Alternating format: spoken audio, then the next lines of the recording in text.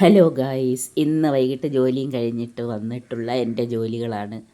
ആദ്യം തന്നെ ഒരു പാത്രം അടുപ്പത്ത് വെച്ചു, പാലൊഴിച്ചു, തേയിലയിട്ടു, ചായ ഇതായിട്ടു. ഇതായിരുന്നു വന്ന ഉടനെ എൻ്റെ ജോലി.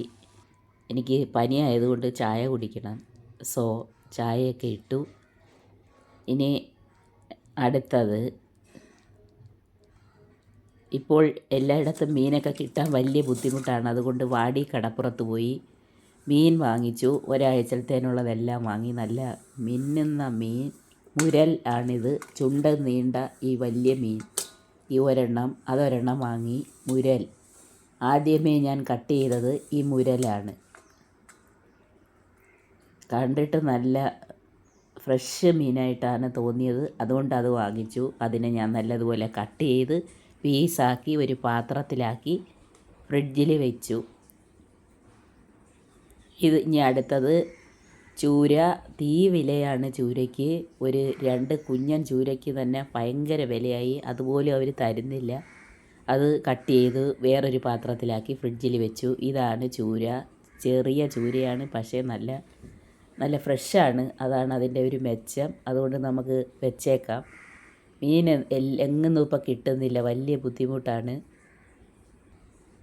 അടുത്ത മീൻ, അങ്ങനെ അതിനെ ഇനി അടുത്തത് നെത്തോലിയാണ്. നെത്തോലിയെ ഞാൻ ഒരു പാത്രത്തിലാക്കി. ഇനി വെള്ളം ഒഴിച്ച് ഇത് നുള്ളി വെക്കണം. ഇത് കുറച്ച് പണിയാണ്. പനിയായതുകൊണ്ട് ഈ തണുത്ത ഈ മീനൊക്കെ ഇങ്ങനെ നുള്ളുന്നതൊക്കെ വലിയ ബുദ്ധിമുട്ടാണ്. അങ്ങനെ ഞാൻ നുള്ളി വെച്ചു. 2 പാത്രത്തിലാക്കി നെത്തോലി മീൻ കട്ട് ചെയ്ത് ഫ്രിഡ്ജിൽ വെച്ചു.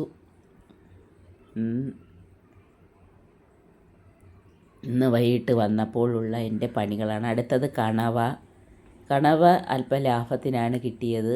ഇതിനെയും ഞാൻ നീറ്റാക്കി വൃത്തിയാക്കി ഒരു പാത്രത്തിലാക്കി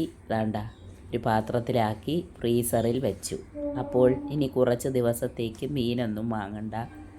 മീൻ കിട്ടാനില്ല. ഈ കൊണ്ടുവരുന്നതൊന്നും അത്ര നല്ലതാണെന്ന് പറയാൻ വയ്യ.